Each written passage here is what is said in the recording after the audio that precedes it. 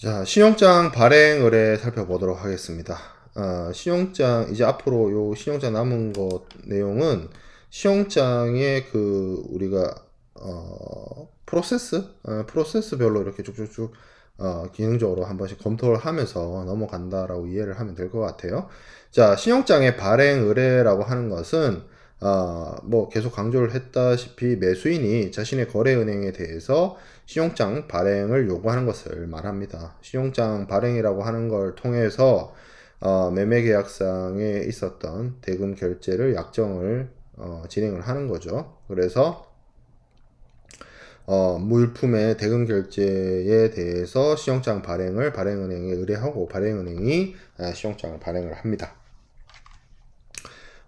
신용장 발행이라고 하는 것은 어떻게 보면 수입 대금 결제를 위해서 어떻게 보면 그 대금 지급을 약속을 하는 거죠. 신용장 발행은행이. 그런 어떻게 생각을 해 보면 이 발행은행이 발행 의뢰인에게 일종의 금융, 일종의 보증, 지급 약속, 여신 행위 이런 것들을 하는 것이라서 보통 이 신용장에 의해서 발행은행이 신용장을 발행하게 되면 이 자신의 발행 의뢰인으로부터 담보를 요구하거나 뭐 예금 계좌와 관련돼서 요구를 하거나 뭐 여러 가지 그런 조건을 걸기도 합니다. 그런 것들이 부담이 되는 경우에는 신용장 사용을 하지 않는 원인과 이유가 되기도 합니다.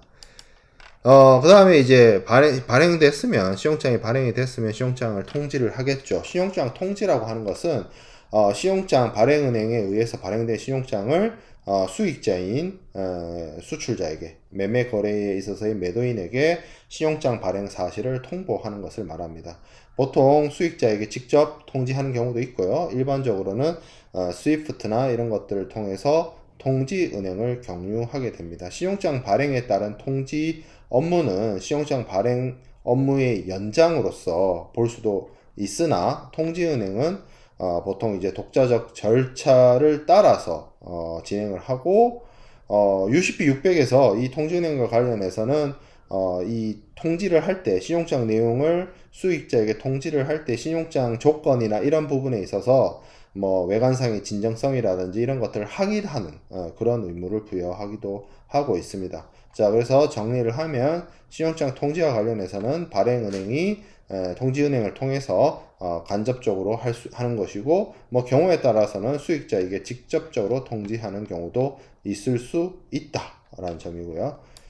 자, 그 다음에 신용장 확인이죠. 신용장 확인이라고 하는 것은 발행은행 이외의 제3의 은행이 발행은행과 독립적으로 어음의 지급, 인수, 매입을 약속하는 것을 말합니다. 확인은행은 보통 수익자가 소재하고 있는 지역의 발행은행의 예치한 거래은행이 되어서 확인은행의 확인은 이 발행은행, 신용장 발행은행과 별개의 독립적인 지급 보증으로서 진행이 되기 때문에 수익자 입장에서 살펴보면 확인은행도 지급 약속을 해주고 지급 신용장의 원래 원 발행은행도 지급 약속을 해주는 이중으로 대금 결제에 대해서 약속을 받는 것이기 때문에 확인은행이 있다라고 하는 것은 수익자에 대해서 그만큼의 어떤 안전적인 장치가 되는 것으로서 이해를 할 수가 있죠. 이 보통 확인은행은 수익자가 이것을 요청을 하거나 뭐 하는 경우에 발행은행이 확인은행에게 확인 요청을 하고 확인은행이 이 수익자를 대상으로 대금 지급 확약하는 것으로서 확인은행이 추가되고 대금 신용장이 확인이 이루어지게 됩니다. 자, 그 다음에 이렇게 신용장이 발행됐고 이렇게 통지된 신용장이 있는데 그 신용장이 그러면 이제 수익자가 신용장 조건에 일치하는 서류들을 준비를 해서 서류에 일치하는 제시를 해야 되겠죠. 그런 경우가 있는데 예를 들어서 서류를 준비하거나 물품을 준비하는 수익자 입장에서 뭐 지켜야 되는 그런 어떤 조건이나 뭐 약속이나 이런 것들이 상황이 변하거나 해서 지키기 어렵게 되었다라고 한다면 뭐 자기 마음대로 신용장에 일치하는 서류를 제시하지 않으면 은행이 지급 확약을 해주지 않겠죠. 지급을 해주지 않기 때문에 이때 필요한 것이 시용장의 조건 변경입니다. 내가 시용장 조건에 맞는 서류를 준비하기가 어렵다면 시용장의 조건을 바꾸면 되는 거죠. 쉽게 말해서. 그런 개념을 말하는 것인데, 그럼 시용장을 조건 변경하거나 아니면 더 나아가서 시용장이 발행된 시용장을 취소하거나 할 때는 어떻게 해야 되느냐라고 하면 기본적으로 당사자들의 합의가 필요로 합니다. 그래서 여기 보면 취소 조건 변경의 당사자라고 해가지고 조금 진한 파란색의 동그라미에 표시가 되어 있어요. 그래서 시용장을 조건 변경하거나 할 때는 이 조건 변경 당사자들이 합의가 이루어져야 된다는 거죠. 여기서 주의해야 될 점이 몇 가지가 있는데, 원칙적으로 시용장은 취소 불능입니다. 그렇지만 여기서 말하는 취소 불능이라고 하는 거는 발행은행이 자기가 발행하고 자기가 자기 마음대로 취소하는 경우를 불능이라고 하는 것이고, 발행은행도 바꾸고 싶고 수익자도 바꾸고 싶다라고 하면 그때는 조건을 바꿀 수 있고 신용장을 취소할 수가 있어요. 그리고 두 번째, 보통 이 매매 계약을 근거로 하고 우리가 매매 계약과 신용장 계약이 독립적이다라는 얘기를 앞에서도 했었죠. 근데 이 신용장 조건을 바꾸려고 하면 결국에는 이것이 신용장이라고 하는 것이 무역대금 결제를 위해서 사용되는 것이기 때문에 신용장의 기본 당사자가 아닌 신용장의 발행 의뢰인, 무역거래에서의 수입자, 매매계약에서의 매수인이 관련되어질 수밖에 없어요. 무조건 관련되어 있죠. 근데 이 사람은 신용장 발행 의뢰인은 취소 조건 변경의 당사자가 아닙니다. 왜 그러냐? 우리가 앞에서 신용자의 기본 당사자를 공부할 때 누구와 누구라고 얘기를 했죠? 수익자와 발행은행이 신용장의 기본 당사자이다. 그리고 있는 경우 확인은행은 확인을 하는 은행이 추가될 수도 있고 안 될 수도 있고, 거의 대부분은 사실 안 되는 경우가 많기 때문에 확인은행의 경우에는 있다면 확인은행까지 포함해서 수익자, 확인은행, 발행은행이 신용장의 기본 당사자가 되는 것이고, 신용장 확인이 없다라고 한다면 수익자와 발행은행 이 두 곳만 신용장의 기본 당사자가 됩니다. 그렇기 때문에 주의해야 될 점이 취소 변경이나 취소나 조건 변경을 발행 의뢰인이 원하는 경우도 있을 수 있지만, 어쨌든 이 사람이 발행 의뢰인이 취소 조건 변경의 당사자가 아니다. 취소 조건 변경의 당사자는 수익자와 발행 은행이 기본적으로 하게 되고, 필요한 경우에 뭐 요청 정도는 할 수 있겠죠. 신용장 조건을 바꿨으면 좋겠다, 신용장을 취소시켰으면 좋겠다, 뭐 이런 것들을 할 수는 있으나 중요한 점은 그렇다. 그리고 확인은행은 마찬가지로 확인은행이 있다면 그런 역할을 하는 것이고, 없다면 그런 것들을 빼고 발행은행과 수익자만의 합의만으로 신용장을 취소를 하거나 신용장의 조건을 변경하거나 할 수 있게 됩니다. 자, 신용장 양도를 또 살펴보도록 하겠습니다. 앞서서 신용장 양도에 대해서 양도 신용장을 우리가 설명을 했었습니다. 양도 신용장을 사용하는 그런 신용장 양도라고 하는 것은 신용장의 권리의 일부 또는 전부를 최초 수익자라고 하는 것은 원래 신용장상의 수익자인 수출자를 얘기를 합니다. 그 사람의 요청에 따라서 지정된 양도은행이라고 해서 뭐 아무 때나 양도를 하는 것은 아니고요. 지정된 양도은행이 있어서 이 지정된 양도은행을 통해서 두 번째 수익자에게 신용장상의 권리와 이 권리의 일부를 넘겨주는 것을, 이전시키는 것을 신용장의 양도를 합니다. 그래서 신용장의 양도를 위해서는 보통 양도 가능 신용장이 있어야 되고, 양도 가능이 불가능한 경우에는 물론 신용장 양도가 불가능합니다. 자, 그래서 신용장의 양도에 대한 개념을 살펴보면 제가 강조를 했다시피 신용장상에 발행의뢰인이 있고 그리고 발행은행이 있고 거기에 대해서 신용장이 양도를 하게 되는데, 이때 이 양도의 요청이나 양도의 통지나 이런 것들은 제1수익자, 매도인인 제1수익자가 하겠죠. 그래서 양도은행을 통해서 양도사실이 요청이 되고 받아들여지면 양도된 신용장을 제2수익자에게 넘기는 그런 사항이 되겠죠.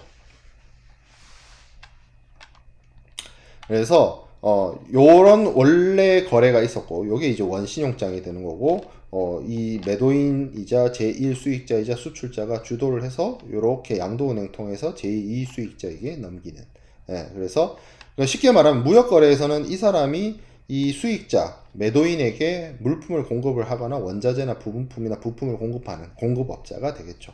요런 경우에 이제 이 사람으로부터, 발행은행으로부터 받아야 되는, 지급해야 되는 권리를 양도은행을 통해서, 양도신용장을 통해서 제2수익자에게 넘기는 그러한 개념이 신용장 양도의 개념이 되겠습니다.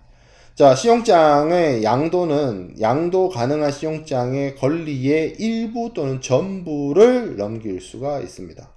그리고 그것을 분할해서 넘길 수도 있어요. 분할해서 넘길 수도 있고, 근데 제2수익자가 또 다른 사람한테 양도를 하는 것. 그러니까 제2수익자가 제3수익자를 만들어내는 것. 이것은 불가능합니다.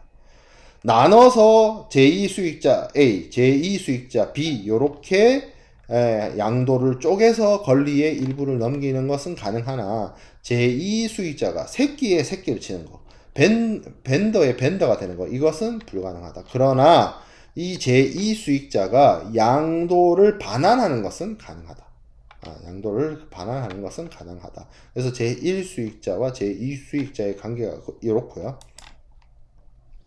자, 그리고 이 내용이 중요한데, 그래서 신용장의 전부나 일부를 제1수익자가 제2수익자에게 이게 넘기잖아요.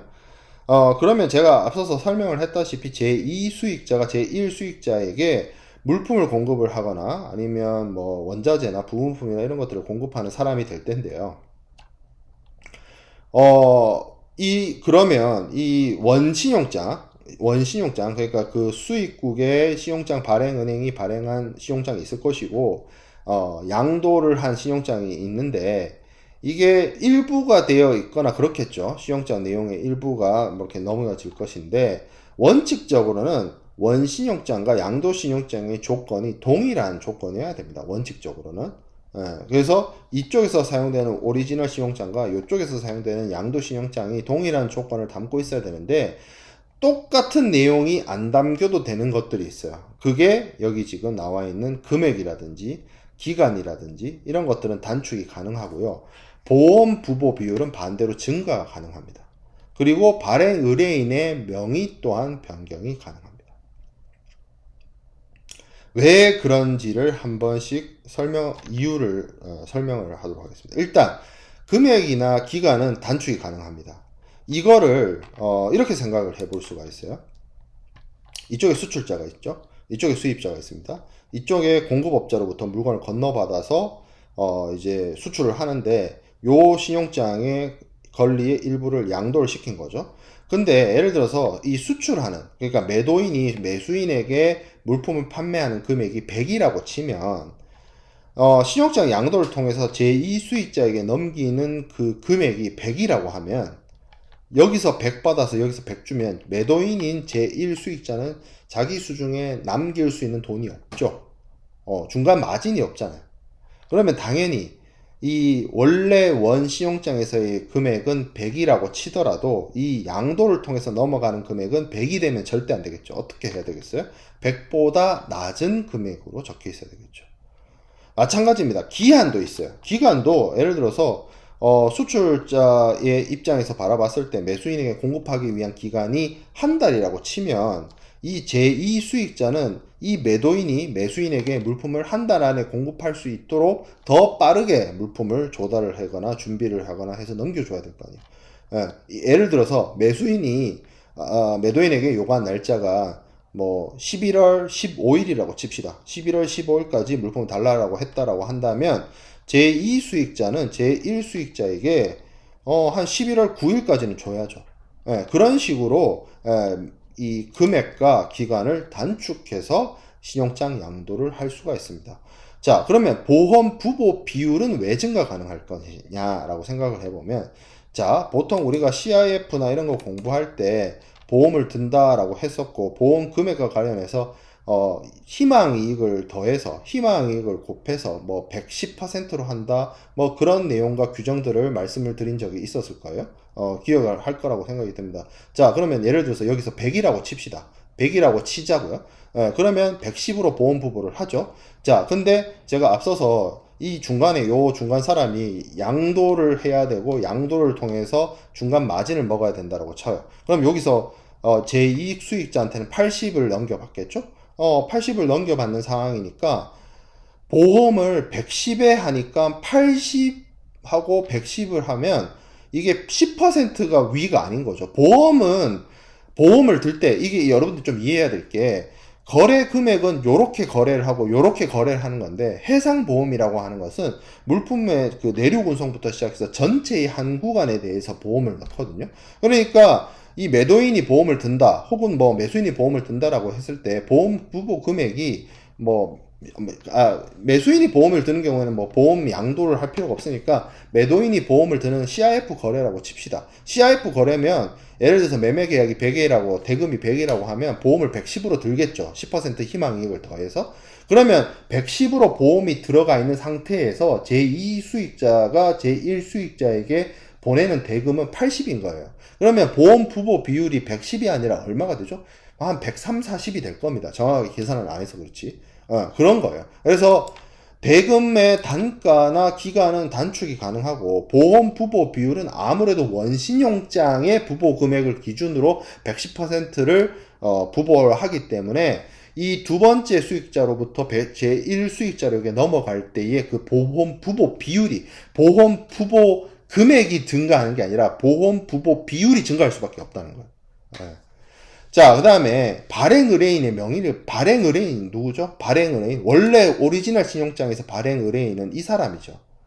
이렇게 해서 발행됐죠, 신용장이. 근데 이 신용장의 일부의 권리를 양도를 했어요. 제2 수익자. 근데 이 제2 수익자 입장에서 봤을 때 자기가 실질적으로 물품을 공급하는 사람은 누구죠? 제1 수익자인 매도인이죠. 이 제2 수익자의 입장에서 이 사람인 진짜 발행의뢰인을 알게 되면 좋을까요? 나쁠까요?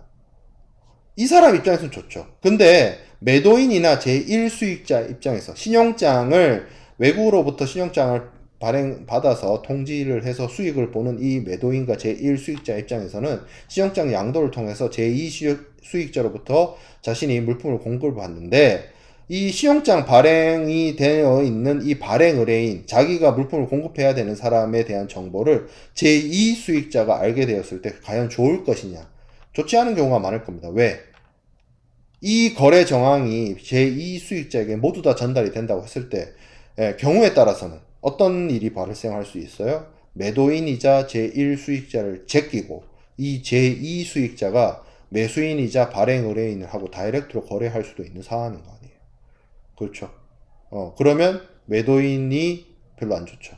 근데 생각해보면 신용장 양도라고 하는 것은 누가 요청하고 누가 원해서 하는 거예요? 이 제1 수익자이자 매도인이 원해서 하는 거란 말이죠. 그러면 어떻게 해야 되겠어요? 발행 의뢰인의 명칭을 바꿔야 되겠죠. 그래서 발행 의뢰인 안에 원래는 누구 이름이 적혀 있었어요? 이 사람, 매수인의 이름이 적혀 있었단 말이에요. 그거를 어떻게 한다? 제1 수익자, 즉 다시 말하면 매도인의 이름으로 바꿀 수 있다는 거죠.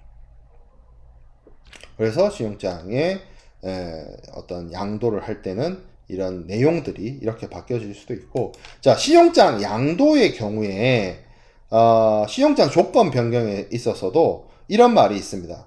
어느 한 제2 수익자가 신용장 조건 변경을 승낙 또는 거절했다 하더라도 다른 제2 수익자에게 영향을 미치지 않는다. 이게 무슨 말이에요? 신용장 양도를 둘한테 쪼개서 할 수 있다 했잖아요. 근데 신용장 양도를 했어. 근데 신용장을 조건 변경을 하려 해. 근데 첫 번째 제2 수익자는 오케이를 했는데 두 번째 제2 수익자는 오케이를 안 했어.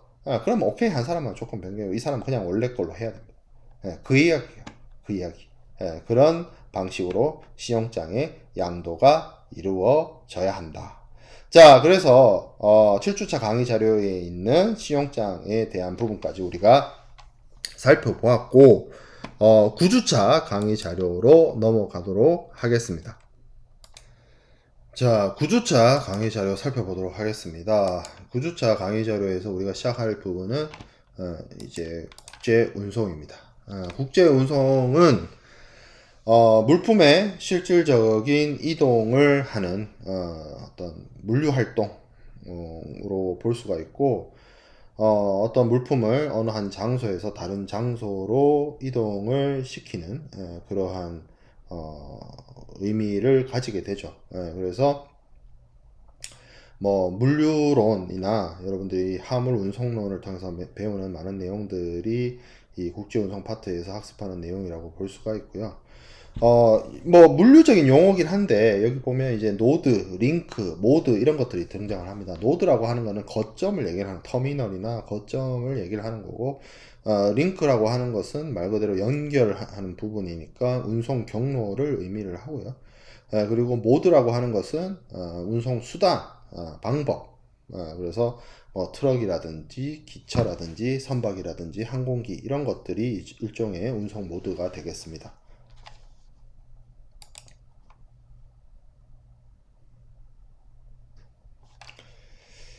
자, 그러면 그 국제 운송 중에 가장 많은 부분을 차지하고 오늘날에도 주요한 가장 중요한 이 국제 운송 수단이라고 볼 수 있는 해상 운송에 대해서 먼저 좀 살펴보겠습니다.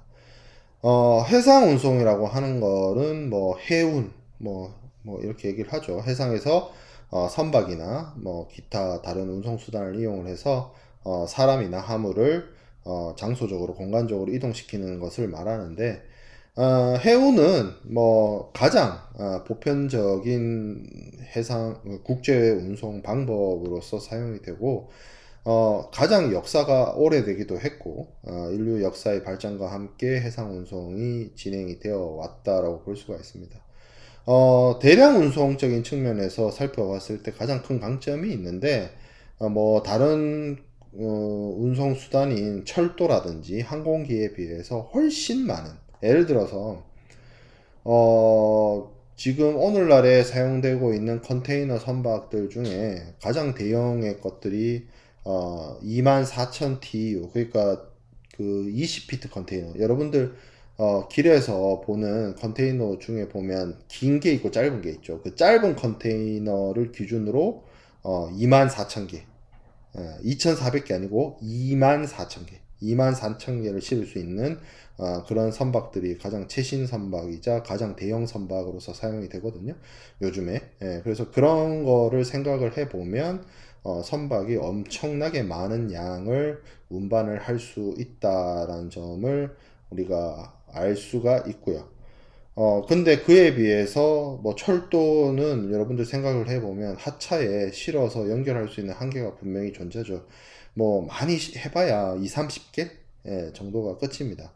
그리고 항공기의 경우에는, 항공기는 여러분들이 트레일러에 실어서 다니는 그런 어떤 어 컨테이너를 이용을 하지 않고 항공 컨테이너를 이용을 하는데, 뭐 항공 컨테이너에 화물을 실는다 하더라도 뭐 한 번에 실어서 운반할 수 있는 화물의 무게가 오늘날에도 한 100톤 전후 그 정도밖에 비행기가 운송을 하지 못해요.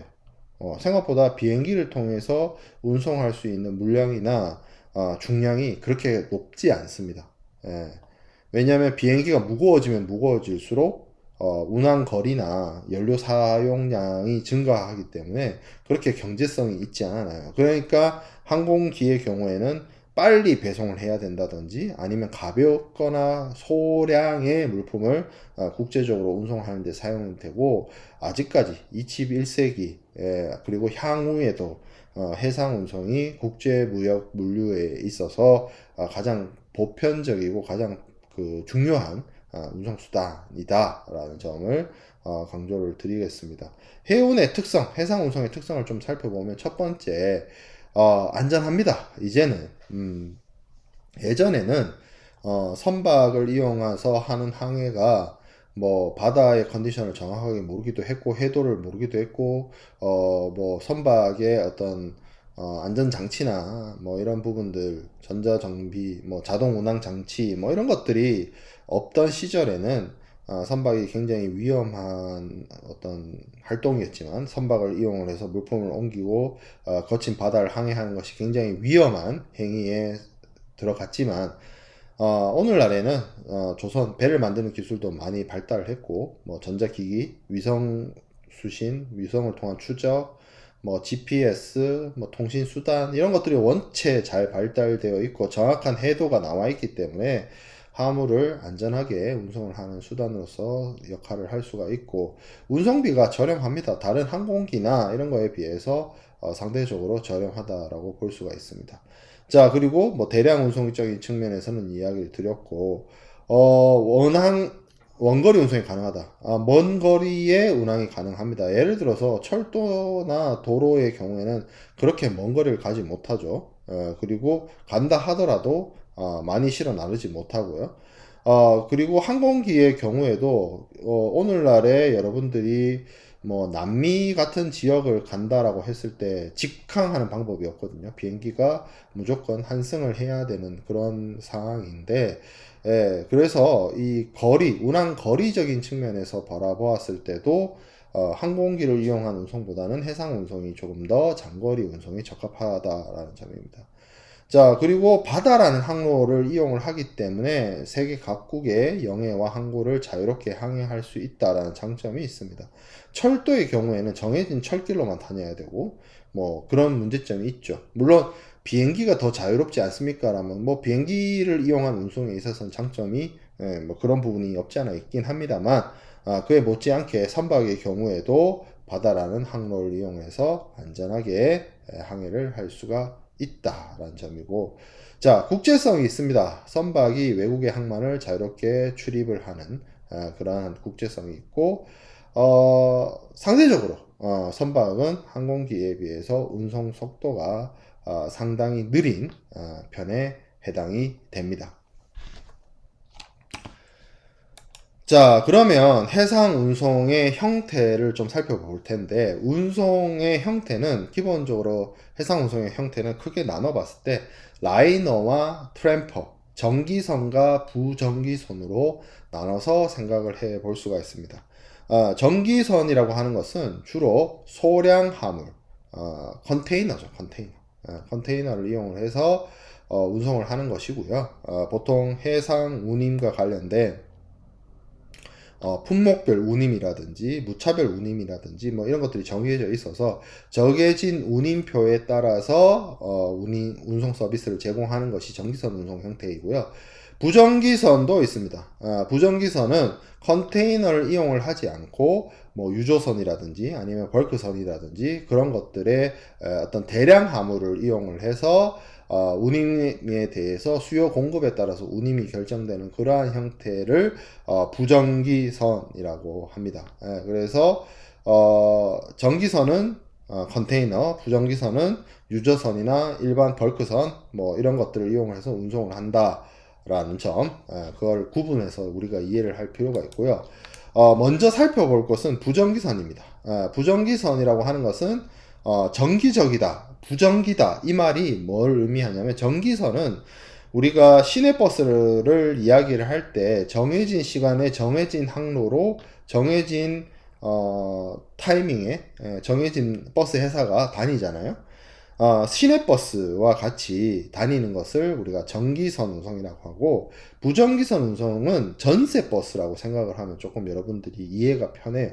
그래서 전세버스처럼 뭐 필요가 있으면 운송에 대한 수요와 운송에 대한 필요 요구에 따라서 운송 서비스를 제공하는 사람이 계약에 따라서 그 정해진 항로를 운항을 해주는, 운송을 해주는 것을 부정기선 운송이라고 합니다. 늘 하는 거 아니고요. 뭐 정해진 뭐 어떤 시간이 있는 것도 아니고요. 그 계약에 따라서 철저하게 운송을 해주세요라는 요청에 따라서 운송 서비스를 제공하는 것이 부정기선 운송이라고 할 수가 있는데요. 만약에 이게 이제 정기선의 경우에는 그와 어떻게 보면 대비되게 일정한 항로에 어떤 뭐 배에 함으로 실을 수 있는 게 많냐 적냐 뭐 이런 거 상관없이 꼬박꼬박 다니는 그런 거를 이제 정기선이라고 한다면 그 정기선과 대비되는 반대의 개념이 부정기선이다라고 볼 수가 있겠습니다. 이 부정기선의 경우에는 운송업자와 하주 간의 항해 용선 계약 보이즈 차터를 체결하고 거기에 따라서 선복의 전부 또는 일부를 빌려서 운항을 하게 되는 거죠. 이러한 부정기선의 특징은 일단 항로와 운항 일정의 선택이 쉽습니다. 그래서 뭐 그냥 자기가 원하는 거 해달라고 하면 되는 거니까 돈 주고 그리고 주로 컨테이너보다는 곡물이라든지 아니면 강석이라든지 아니면 기름이라든지 이런 벌크 화물을 주로 운송하는 데 사용이 됩니다. 그리고 보통 운임은 이 수요 공급의 원칙에 따라서 보통 운임 지수가 있어요. 인덱스가 있어요. 인덱스에 따라서 뭐 평가를 하고 책정이 되는데 철저한 수요 공급의 법칙에 따라서 배의 운송을 하고자 하는 화물이 많고 배가 부족하면 운임이 비싸지고 배는 많은데 실제로 운송되어져야 할 화물이 적다라고 하면 수요 공급의 법칙에 따라서 운임이 싸지는 그런 현상을 가지고 있습니다. 이 부정기선 운임과 관련해서는 근데 뭐 그게 좀 뭐 그래서 이 뭐라고 해야 될까요? 국제 시세라는 게 있어요. 이 부정기선 운임 관련해서는 뭐 발틱 해운 운임 지수라든지 뭐 그런 지수가 있어가지고 이게 요동을 칩니다. 쉽게 말해서. 자, 그리고 앞서 제가 얘기했던 것처럼 항해 용선 계약을 체결을 하는데 주로 용선 계약 체결을 하고 용선 계약서라는 게 있어요. 차터 파티. 그걸 이제 용선 계약서라고 하는데 용선 계약서를 하주하고 운송인 간에 체결을 해서 작성을 해서 용선 계약 그러니까 용선이란 부정기선 운송이라는 단어는 정기적인 운송이 아니라는 단어에서 부정기선 운송이라는 표현을 쓰는 거고 용선 계약이라고 하는 거는 수요 공급에 따라서 그때 필요에 따라서 배를 빌리잖아요. 전세를 놓는 거죠. 전세 계약을 하는 거잖아요. 그래서 배를 빌리는 계약이라는 뜻에서 용선 계약이라는 표현을 씁니다. 자, 그래서 이 용선 계약에 대해서 강조를 하면 용선 계약은 배를 빌리는 사람이 자신이 원하는 선복이나 선박의 형태나 수송을 할 화물의 형태 이런 것들을 정해가지고 여기도 브로커가 등장을 해요. 중개인을 통해서 선주나 운송인에게 직접 해줄 수 있니? 라고 이제 의뢰를 하는 거죠. 조회를 하는 거죠. 그래서 여기 대해서 내가 해줄 수 있어 라고 해서 선주가 확정 오퍼를 제시하면 이 선주와 용선자 간의 계약 내용에 대한 합의가 이루어지고 용선계약서가 작성이 되는 방식으로 이루어집니다. 용선 계약은 보통 일반 계약의 법리를 적용을 합니다. 일반 사인과 사인 간의 계약에서 적용이 되는 그런 것들을 적용을 해서 하기 때문에 무역 계약의 성립하고 비슷한 측면이 없지 않아 있어요. 그래서 양 당사자 간의 합의가 매우 중요하고 양 당사자의 의사표시, 양 당사자의 의사의 합치에 의해서 계약이 이루어진다라는 거죠. 그래서 용선 계약은 낙선 계약이고 불역시 계약이면서 뭐 이 보이지 차터 차터 파티의 경우에는 용선 계약서의 경우에는 계약의 내용을 증빙하는 그런 증거로서 사용이 됩니다. 보통 그리고 용선 계약이 체결이 될 때는 용선 중개인을 통해서 교섭하는 것이 일반적입니다. 이게 시장이 좁고 이 배를 빌릴 정도의 용선이 필요한 사람들의 경우에는 제한적이죠. 그렇기 때문에 굉장히 제한된 사람들 사이에서 이루어지는 교섭이기 때문에 이들 사이를 연결하는 중개인의 역할이 매우 크고요. 그래서 용선자, 배 빌리려고 하는 사람이 중개인에게 조건을 얘기를 하면 그 중개인이 용선자가 요청한 조건을 갖출 수 있는 이걸 수용할 수 있는 그런 선주를 조회를 해서 선주에게 얘기를 하는 것이고 선주는 자신이 가지고 있는 여유 선박이라든지 채산성 이 돈이 되냐 쉽게 말하면 그걸 판단을 해서 용선자에게 폼 오퍼를 하고 이것에 대해서 용선자 배 빌리는 사람이 오케이를 하면 이제 용선계약이 성립이 돼요. 그래서 매매계약이 성립하고 같아요. 청약을 하고 승낙을 하고 하는 것처럼 뭐 인쿼리를 해서 오퍼를 하고 거기에 대해서 승낙을 어세턴스를 하면 용선계약이 성립이 된다라고 볼 수가 있고, 이렇게 용선계약을 체결을 하게 되면 뭐 선복 확약서라든지 이런 것들을 작성을 해서 미리 사전에 조율을 한 상태에서 젠콘 서식이나 뭐 이런 용선 계약 서식을 활용을 해서 정식 용선 계약서를 작성을 합니다.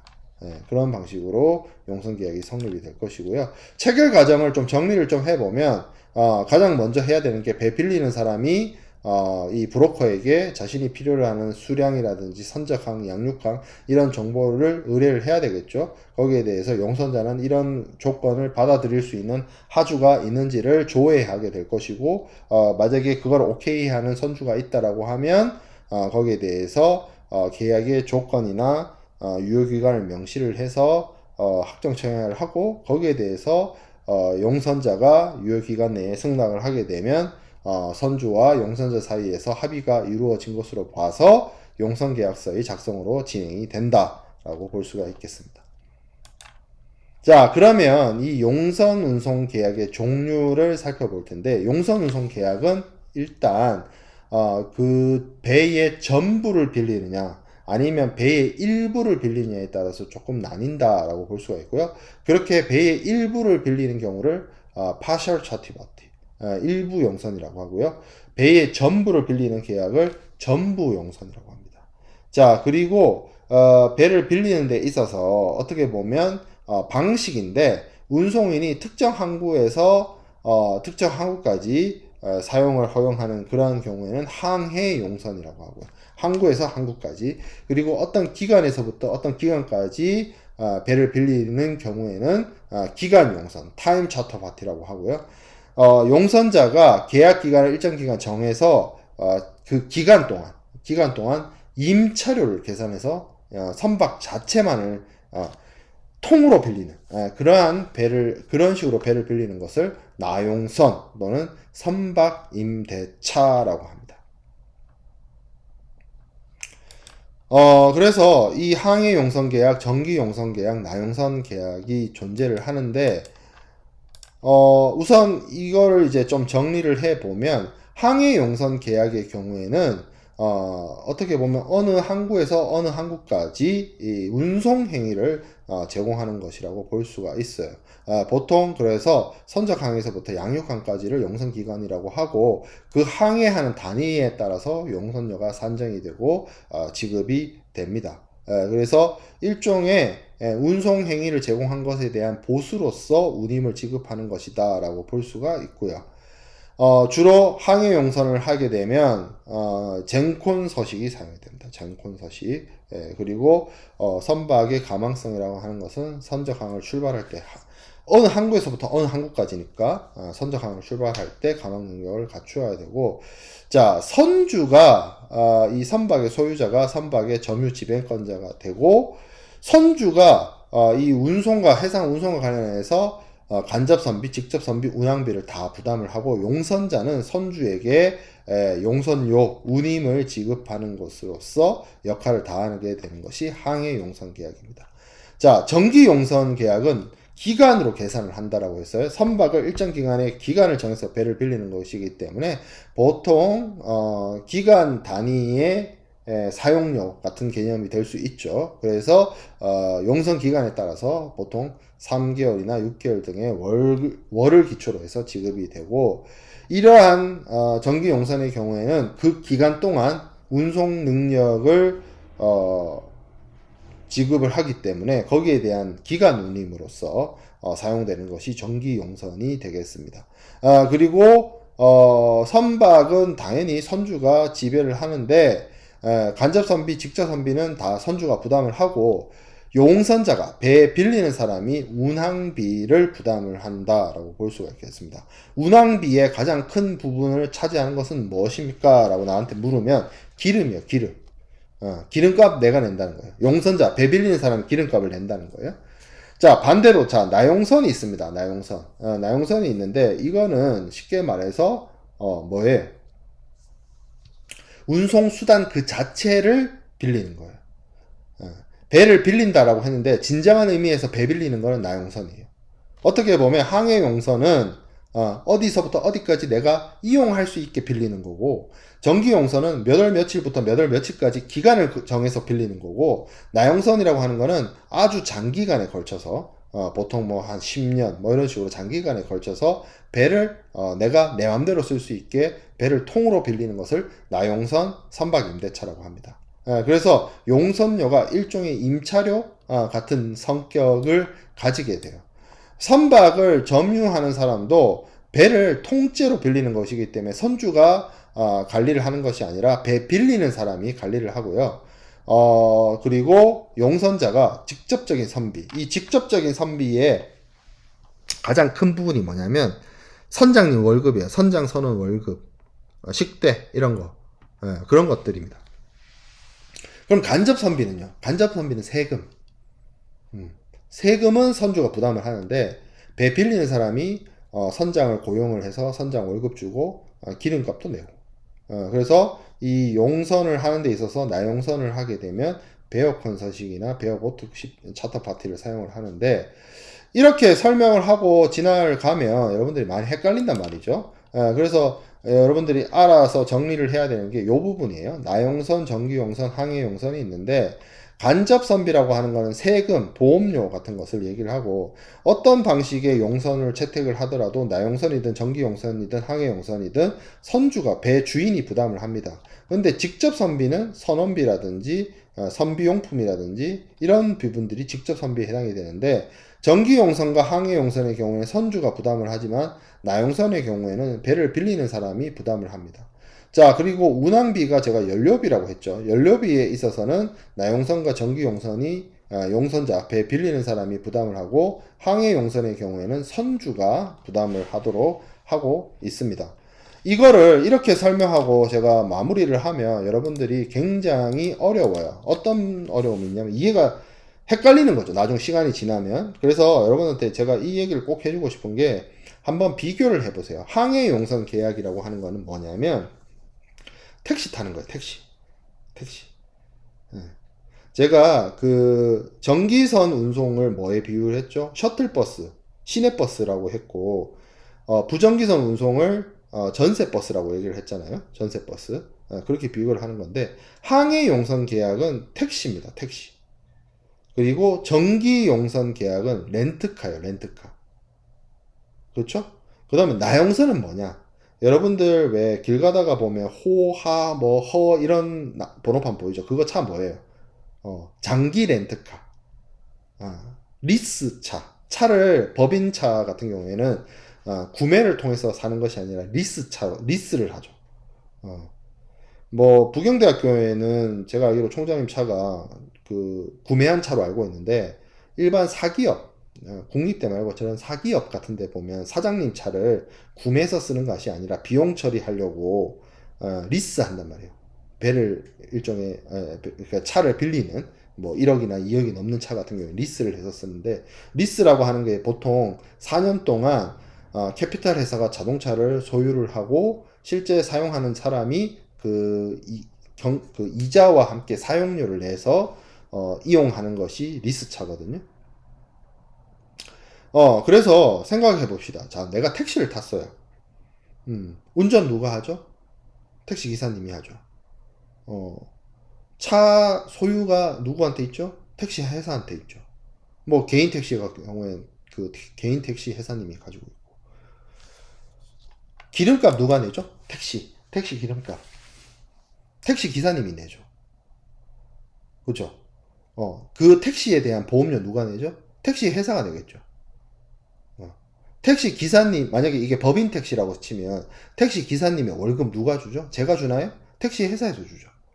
그러면 이 항해용선이 제가 택시라고 했는데 다 누가 부담하는 거야? 연료비, 수리비, 뭐 선원비, 인건비, 세금, 보험료 다 택시 회사가 다 내는 거지. 그러니까 선주. 자, 전기용선 보고 제가 뭐라 그랬어요? 이 전기용선 보고 렌트카라 했죠. 그럼 렌트카면, 여러분들이 뭐 제주도나 뭐 아니면 해외 나가서 차를 렌트할 일이 있어요. 그럼 그 빌린 차 주인이 누구죠? 렌트카 회사죠. 그럼 렌트카의 회사 누가 내죠? 어, 렌트카 회사가 내죠. 고장이 나면 렌트 회사가 어떻게 하죠? 근데 렌트 차에 기름은 누가 넣어요? 내가 넣잖아. 렌트한 기간 동안 내가 기름 쓰고 차 반납할 때 기름 가득 풀로 채워서 돌려주잖아. 연료비 배 빌린 사람이 부담하죠. 전기용선은 그래요. 그러니까 항해용선이 택시라면 전기용선은 렌트비야. 차 렌트야. 그래서 항해용선은 생각해보면 택시니까 어느 지점에서부터 어느 지점까지 가는데 택시비를 내죠. 그러니까 운송을 해준 거에 대한 대가, 반대급부로서, 운송 서비스에 대한 반대급부로서 택시비를 주는 거고, 정기용선은 몇 월 며칠부터 몇 월 며칠까지 차를 빌리면, 렌트카라고 치면, 차 빌린 것에 대한 렌트비를 내죠. 기름은 내가 넣고. 딱 그거죠, 정기용선. 자, 나용선은 뭐예요? 제가 리스라고 했죠. 리스한 차가 내가 고장이 나면, 내가 문제가 이렇게 되면 수리를 내가 합니다. 배 빌린 사람, 차 빌린 사람. 기름값 당연히 내가 내줘. 근데 리스라고 할 때 제가 그 말을 했잖아요.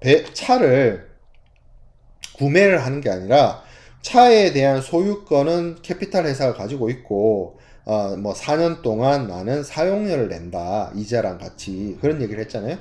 그럼 쉽게 말하면 그 차에 대한 소유권은 내가 가지고 있는 것이 아니라 캐피탈 회사나 이런 곳에서 가지고 있는 게 리스하는 차가 그래요. 그래서 나용선의 경우에도 보험료나 세금은 배 주인이 내고 10년 동안 배를 빌리겠다라고 하면 그 배에 들어가는 인건비라든지 수리비는 배 빌린 사람이 부담을 하고 연료비도 배 빌린 사람이 부담을 하는 것이 나용선이 되겠습니다. 그래서 이거를 표를 여러분들이 보고 외우려고 달려들면 한도 끝도 없고요. 제가 추천해 주고 싶은 방식은 항해용선은 택시, 전기용선은 렌트카, 나용선 계약은 리스하는 자동차, 허남바 붙어있는 리스하는 차를 생각을 해보면 선주는 무엇을 부담하고 선주가 일종의 배의 주인이잖아. 배의 주인이 어디까지를 부담을 하는 것이고 배를 빌려서 쓰는 용선자는 어디까지 부담을 하느냐. 단지 하나의 항차의 운송 서비스를 공급받느냐 아니면 기간을 정해놓고 내가 그 기간 내에 어떤 자율성을 보장을 받느냐 아니면 10년 동안 빌려서 내가 내 마음대로 배를 빌려서 그 기간 동안 내가 활용을 하느냐 거기에 따라서 이 항해용선 계약, 전기용선 계약, 나용선 계약이 나뉜다라고 볼 수 있겠습니다. 용선 계약서에 대한 부분은 다음 강에서 강의 내용을 이어가도록 하겠습니다.